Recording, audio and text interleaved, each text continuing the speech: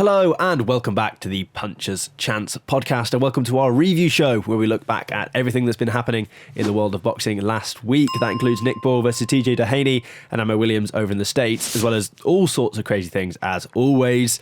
As you can see, if you're watching the video version, there's no Ben this week. It's just me and Harry. He's off gallivanting in Poland, but that won't stop us. On to his lookalike, Nick Ball. He got the win, but not without controversy. What do we make of the whole thing, the whole fight? Yeah, like you said, he got the win, as we all expected him to. Obviously, a lot of controversy around the first round and at the end and everything around him, kneeing him, kicking him, whatever he did. You know, he's the world champion at the end of the day. He's the one that should be setting the standard, and you don't really want to be seeing that, do you? And yeah, listen, he got the job done. He was a lot harder than I thought. But yeah, that first round has got a lot of people questioning whether he should have been disqualified, should have had a point deducted. I certainly think a point deduction should have been handed to him. But, you know, what's your thoughts on that? You know, I think a DQ at that point in the fight, I don't think is really necessary. Yeah, I wouldn't have wanted him to get disqualified for it or anything. But if the ref had gone, no, look, mate, you can't do that, disqualified him for it, I don't think there would be too many people stood here now, and I don't think we'd be sat here now going, oh, that's harsh. He kicked him. It's boxing. Yeah. You don't kick people. It's just not like... And it's one of those ones, if you kick them and you cause damage, then the fight does get called off and you're disqualified for it.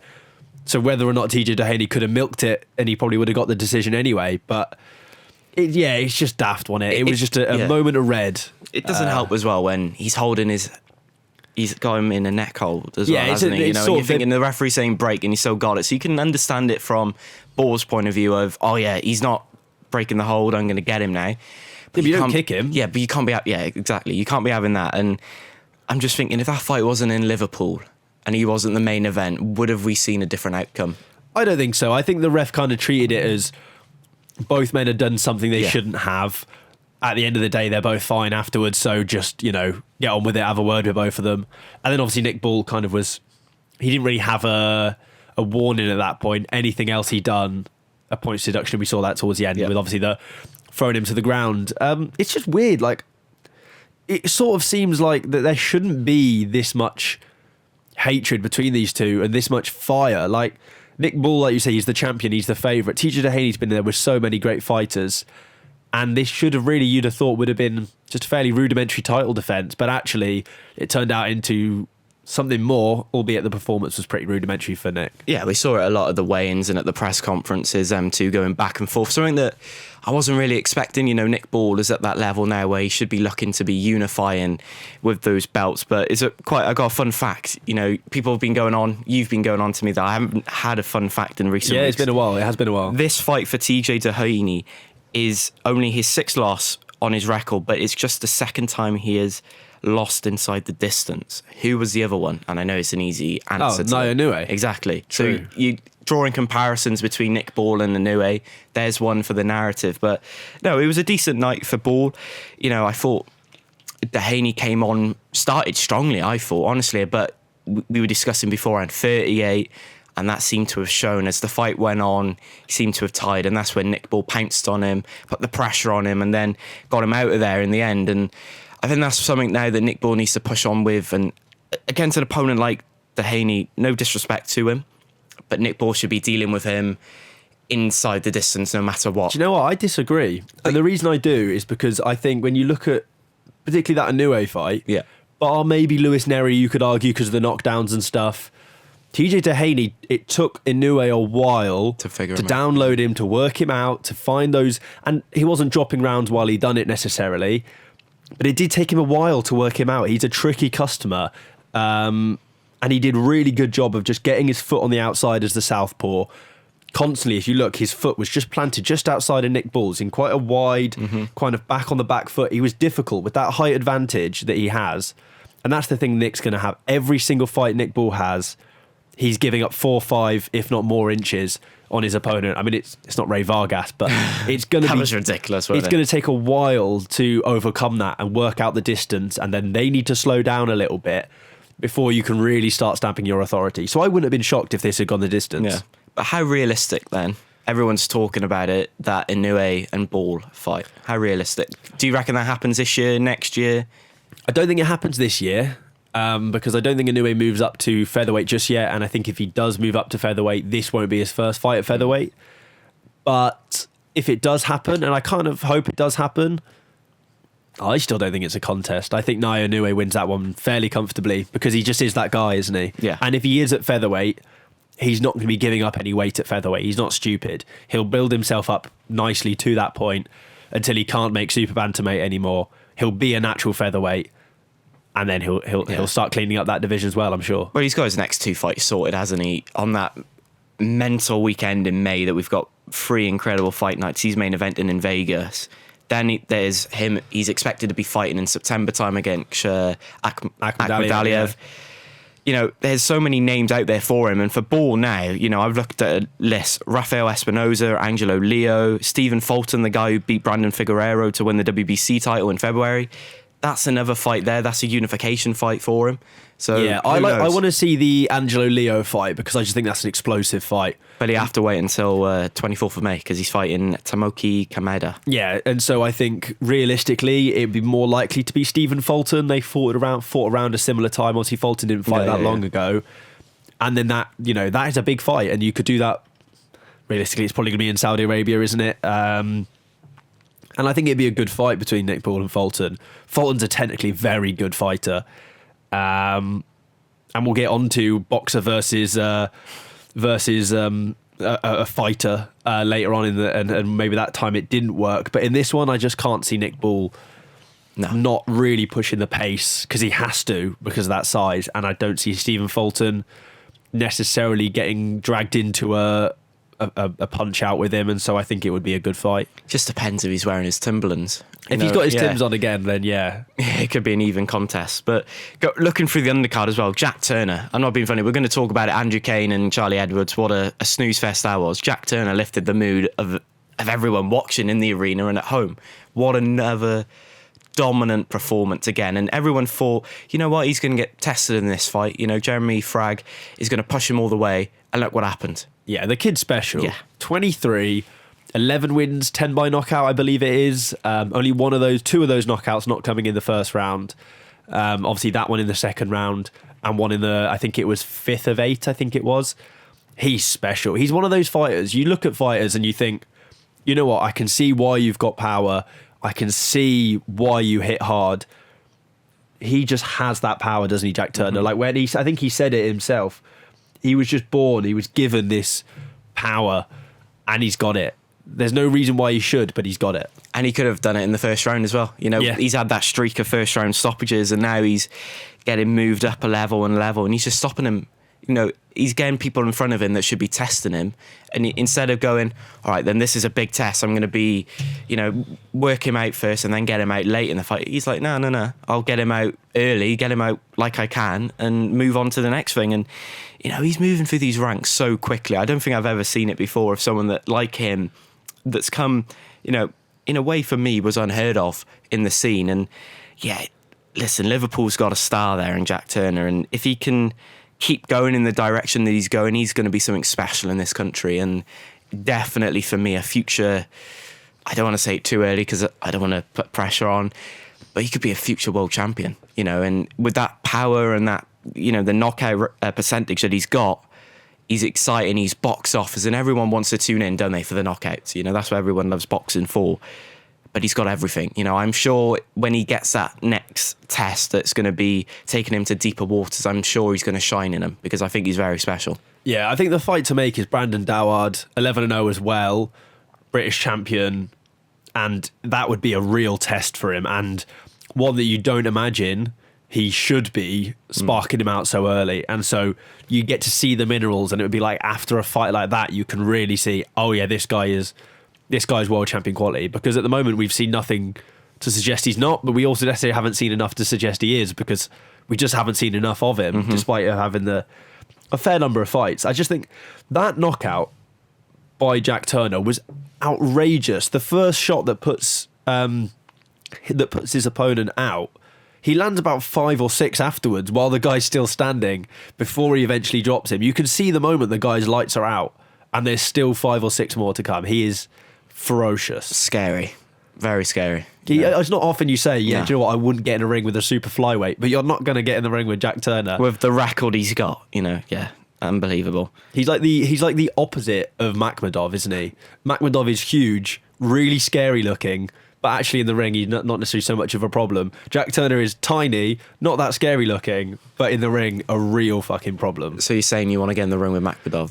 No. Okay. If Ben was here, I reckon Ben would say, I'll give it a go. His weight class, so... firing shots at him when he's not even here. Yeah. Anyway, like we mentioned, Andrew Cain, Charlie Edwards, Ben gave it the curse. We can say this. If Ben normally gives an apology to one fighter every week that he's wrongly done, the person he needs to apologise to this week is the fans of boxing, because he's ruined a fight by giving it this is going to be the fight to watch this week. It wasn't, was it? No, it was the sort of fight that you could easily have turned off and then turned back on once you heard the scorecards. I honestly, watching it back, I think I had it on 2 times speed, because I thought, Charlie Edwards, what are you doing? You won that fight against a Somber, you should be pushing on now. And he said he had aspirations of winning a world title. But for me, he was just negative in there, and Cain wanted to fight. And I think Charlie Edwards was trying to keep him at range and was trying to work him out. It was weird, because the last 3 rounds, we saw a different Charlie, didn't we? He came forward and he was sort of getting in the, in range and everything. But yeah, for Andrew Cain now, it's probably a frustrating night, because when you're trying to fight someone that's not fighting you back, you've got to think, come on now, mate. Let's sort this out. But yeah, listen, I think the less we talk about this fight, the better, because there was not much to report on. It was a close fight, mind. 115, 114, 115, 113, and 116, 112. Obviously, the 115, 113 was in favour of Edwards. Imagine if Charlie Edwards had that decision on Saturday night. It would have been hard how negative he was in that ring. Yeah, it would have been really hard to justify that. Even with the boos as well, Yeah, it really would have been. But then I just think it was an odd fight, because I think, yes, you could say Charlie Edwards was very negative, but actually a quality operator should be able to cut off the ring well enough and find the space well enough to win that fight and pick moments. I don't think Cain did enough to outright win rounds, and then Charlie Edwards didn't do enough to outright win rounds, and that was the problem. Those kind of fights aren't always a problem, because sometimes they can still be interesting, because you're seeing them work each other out. Beterbiev Bivol, you were seeing Beterbiev chasing after Bivol, and then you're seeing Bivol try and get out of the way and find time to pick out shots as well. Charlie Edwards wasn't really trying to find time to pick out shots, and Andrew Cain wasn't really working him down and hunting him well enough. He wasn't cutting off the ring well enough, I think. He let him do it. I think that's the problem. When you got 2 fighters that are orthodox fighters, I think that doesn't make for an interesting or intriguing fight. But yeah, for Andrew Cain, what sort of names are we going to put him in there? Because for Charlie Edwards now, this is obviously a defeat that, I think I predicted Charlie Edwards to win this. Yeah, I think we all did. And I expected him mental. And, because I don't mean to disrespect Andrew Cain or anything, but he pulled out of a Joshua John fight late last year. And yeah, for him now, there's so many good names in that division that could fight. And, he's got the British, Commonwealth, European he could go for maybe next. Who knows? There's decent amount of fights there. And especially with Nick Ball being the flag bearer for Liverpool and boxing up in that part of the UK, Andrew Cain's certainly that next fighter coming through that can main event in the Echo Arena. And you just want to see him in a fight where there's a bit of swinging, going back and forth. And that's something that everyone wants at the end of the day, ain't it? Yeah, that's the kind of fight that suits him. Yeah. And, another fight, and a huge respect for upsetting the party once again to Ionut Baluta. He seems to just be an absolute nightmare for fighters in and around that division, particularly Queensbury fighters, because he turns up and upsets the show, really, doesn't he? And he has no... Literally. Road warrior. He just comes away... he's lost 5 times in his career, but he's got a draw with Dennis McCann that he was probably unlucky for it to only be a draw. Yeah. He's beaten Brad Strand. He's beaten Andrew Cain. Brad Foster as well. Beat Brad Foster. He's only lost to likes of Liam Davis, Michael Conlon. And that was a majority decision loss as well, mate. Exactly. These are fights that you sort of go, yeah, do you know what? Fair enough. He's been unlucky not to have more shots. And he's now the WBO European champ. And he could get some bigger, better fights in the future, possibly. How tough was it to score, though? Horrible. It was horrible to score, wasn't it? I've seen a lot of people saying he was 95, 94 to Strand. Am I in that area of agreeing with those people? Maybe. But there's so many rounds where you could easily have gone, that could easily have gone to Baluta, that could have gone to Strand. I wouldn't mind seeing them run it back. I think this is a sort of theme that we had with Dennis McCann, where Strand wants to probably prove a point that Baluta isn't better than him, and to run it back, I think, is the easy way to decide that. But yeah, great performance, and it's what you want to see with a fighter that goes on the road a lot, is in the away corner. You always want to back them, don't you? Because they deserve backing, because they don't have it. They don't have obviously they have supporters, but they're not really in the arena supporting them. And our friend of the channel, I think Dan Francis, will be extremely happy with Baluta winning on Saturday night, obviously a part of Vote Boxing. But no, great performance by him, but I can understand the argument that people are making of how close it was. And the knockdown was a little bit dodgy. Yes. He was stood on his foot. Yeah. Whether he'd have gone down or not, is a different question. But it happens in boxing. You've got to deal with those things. Exactly. So I think the wise thing for them to do is just run it back. Because it was a good fight. It was a close fight. And when you have a close fight like that, the best thing to do is just put them back in one-on-one again and give Baluta the paycheck that he deserves now, because he's going to be A-side in that rematch. And yeah, who knows? But I think Brad Strand can come back from this as well, because you look at everyone that he's beaten: Andrew Cain, Brad Foster's the names, TJ Doheny as well. These are the sort of names that Brad Strand probably inspires to go up against in the future. He has to get through Baluta, and I think, just rematch him and potentially get on the right side of the judges on the night then. Yeah, fair enough. And then the last one on this card that I want to talk about is Javier Herrera. I gave him a big up in the last podcast because I just like him. He's so exciting. And he's done it again, and he is good. He's a really quality operator. When you dress like the way he dressed coming to the ring, in a ghillie suit, you have to back it up. And he does every single time. And the mental thing for me, he's 22 years old. Yeah.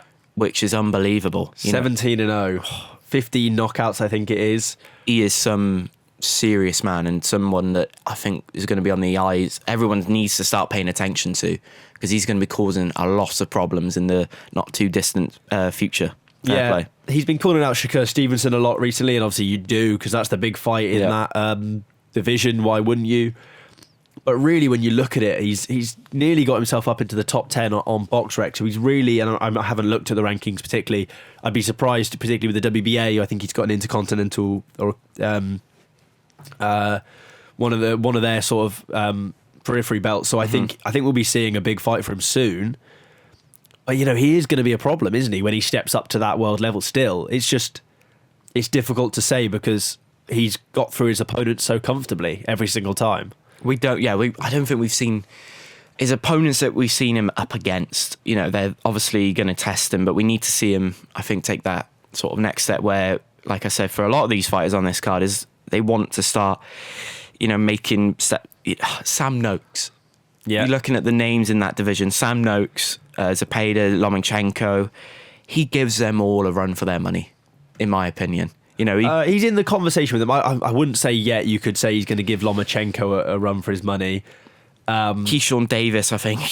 Imagine Keyshawn Davis, unbelievable fight. But Keyshawn Davis, like you said, is probably, when you look at that division, probably from 8 upwards, it's all tough fights there and 50-50s. But Sam Noakes, imagine that.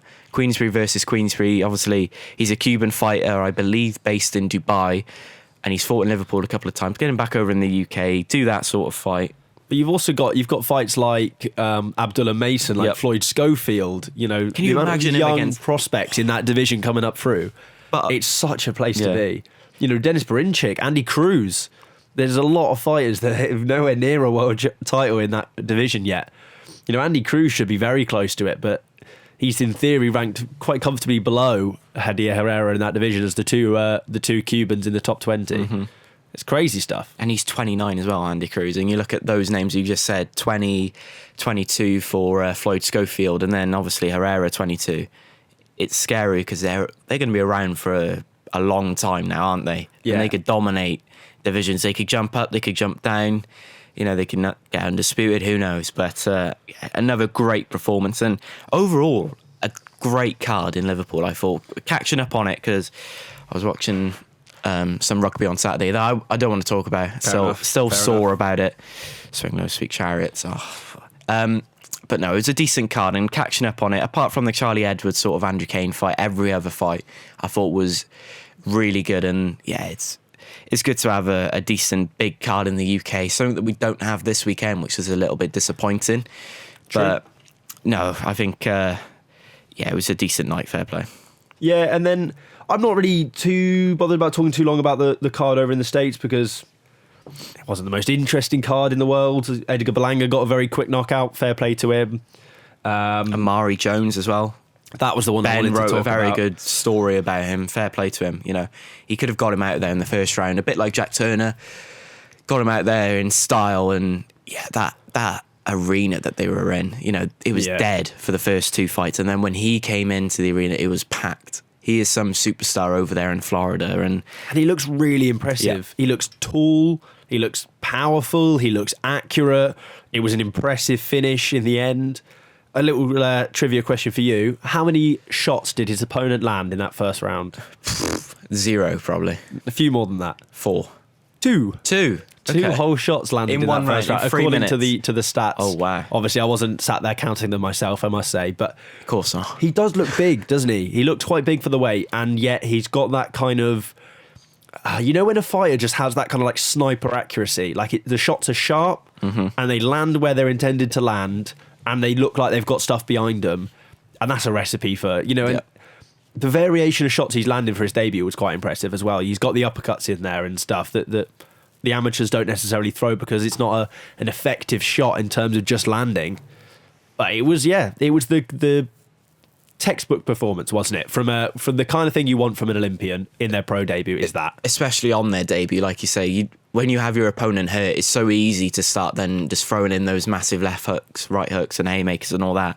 But to stay mature and stay focused on the job, and to go back to your corner and then deliver the stoppage in the second round takes some doing, and he's back out in a couple of weeks' time. And I think that is crucial for Omari Jones this year, is get him active, get him in there, get him that experience. I think this year is all about getting him under those lights, getting used to fighting as a professional boxer. He's on the undercard of Jerome Ennis, Stanios, Raymond Ford's on that card as well. And to have a superstar like Omari Jones on there as well, you know, it is early in his career, I obviously want to know, but he could seriously be the future of USA, the US boxing scene, and I'm fully behind him. And I think Eddie Hearn has got a superstar with him. Yeah, it would be quite nice that, wouldn't it? Because you've obviously got... You've got Jaron Ennis up at welterweight. You've got Terence Crawford up at super welterweight, middleweight now. And Omari Jones up at super welterweight. So he's sort of going to be the next one of those kind of three, haven't you? You've got the Crawford, but what I find crazy as well, he's only 22. Like, coming out of the Olympics, you tend to expect as a minimum they're going to be sort of mid to late 20s. The guy's 22. He's already got an Olympic bronze medal. What more can he do? He's got plenty of time to work with. How many Olympics has he done? Is it only the one in Paris? I'm assuming. Yeah, just the one, because he would have been what, 17? Probably, 17 on the first one. There's which is obviously it's an impressive performance from him. Fair play to him. And then to sort of chuck it over to the world of boxing, the crazy world it is, you know, all the crazy stuff that always happens every day. The world's most expensive egg, Chris Eubank Jr. fined £100,000 for one egg slap. Yeah, I mean, why? You know, I think at the minute it's a laughing joke. Getting it with the British Boxing Board of Control, you're thinking, did Conor Benn get a fine for failing his drug test? All right, you don't want to see it, but what the British Boxing Board of Control would be thinking of, imagine how many people's talking about this fight now. I want to see it. It's on every front page of every newspaper in the country, that egg slap, and now they're going, actually, we don't want to see that. Obviously, it could have been really bad and he could have damaged his eye. But at the end of the day, he didn't. And all he did was just slap him with an egg. I tend to think, though, if he just slapped him, how much is he getting fined? Yeah. Because £100,000 for just a slap would be ludicrous. Do you know what I like as well? Chris Eubank put out on social media, worth every penny. Worth every penny, yeah. And I think that's the problem is, and a lot of the boxers are coming out and talking about this at the moment, is where's that money going? Yeah. Because £100,000 is the kind of money that can make a huge difference to a huge amount of boxing clubs up and down the country that are the grassroots of the sport, that are getting kids off the street that need to be off the street and onto the straight and narrow. You know, boxing clubs are, for many people, more than just a sports club. They're social workers, they're therapy, they're all these things, and yet that £100,000 is never going to be put into their pockets. It's going to that's where it should go. Vanish. But it's not going to go, is it? You know, it's going to go into someone's back pocket, and it's going to go into a vault about 5 miles down the road in the headquarters in Cardiff. Maybe we should go down there and march down there and say, Puncture's Chance podcast deserve that's £100,000. Go full French and just protest out the front. Yeah.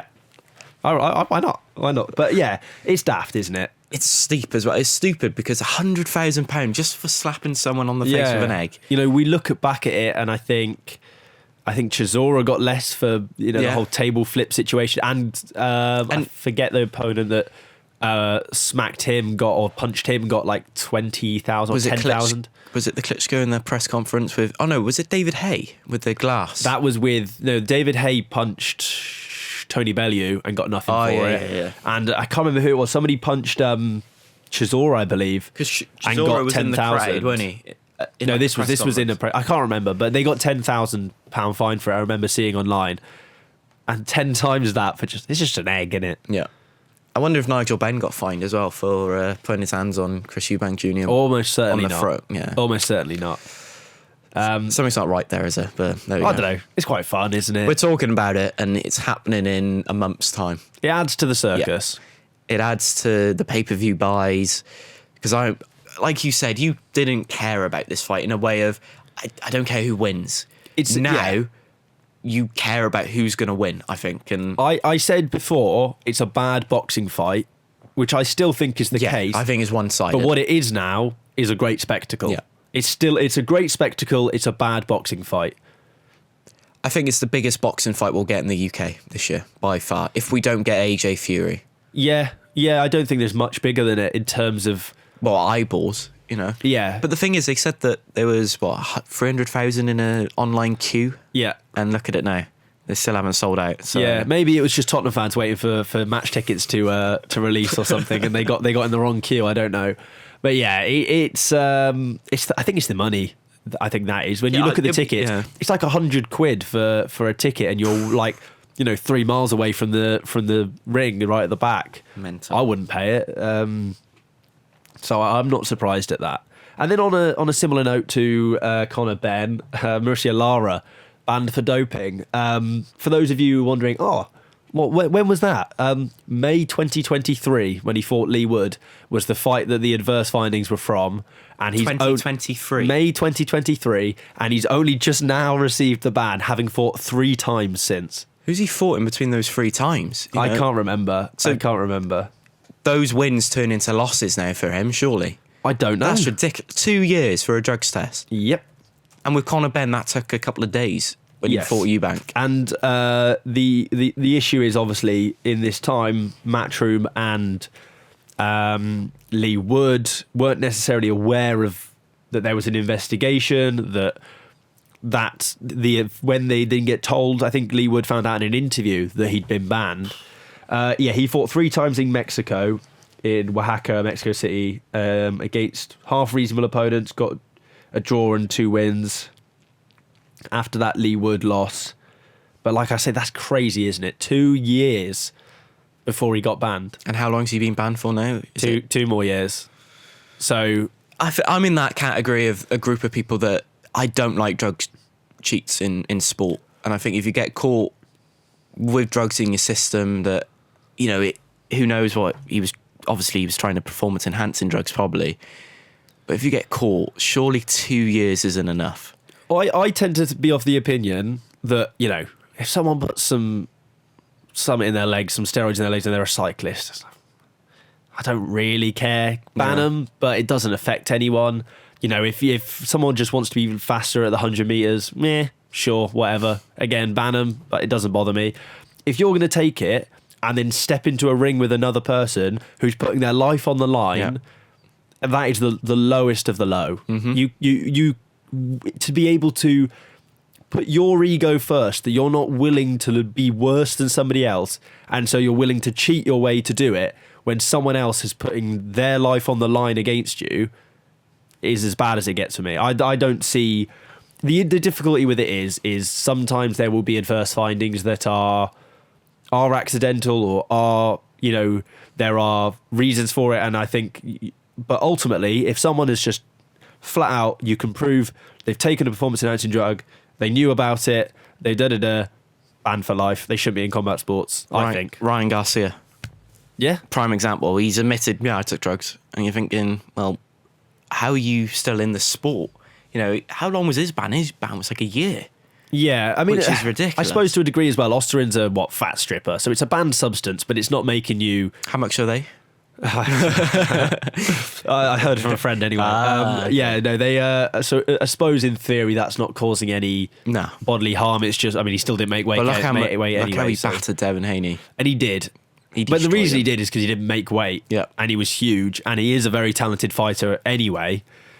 But yeah, it's so bad. It's so scummy. And to take 2 years to do it, and those 3 people have stepped in the ring with him since, albeit in Mexico, where I'm sure there was some turning the blind eye, allegedly. Yeah, How old's Mauricio Lara as well? 27. 27? Yes, I know he looks about 37, but he's 27. I was about to say, that's his career done. 27. He'll be 29 when he comes out. He's still got a few years left, hasn't he? Jesus. He looks old, doesn't he? I didn't expect that. That's a shock. Well, let me double check this. Yeah, just make sure. Yeah, no, he's 27. Oh, he's 27. My God. El Bronco. El Bronco needs to... Yeah, he shouldn't be in a boxing ring ever again. I'm like you. If you get caught cheating like he has, bye-bye. Too right. Yeah. On that note, I think we'll just about wrap it up before we say anything we shouldn't. I don't know, I don't think there's too much else. We want to save some stuff for the preview show, which is coming later on in the week, Thursdays at 4 p.m. So subscribe, follow us on all of that, so you can get that as soon as it comes out. Some good stuff. Big fight night in Australia, plenty to talk about. We're going to talk a little bit about Canelo and his card as well. So stick around for all that good stuff. Thank you all for tuning in, and we'll see you all later in the week. Punches chance.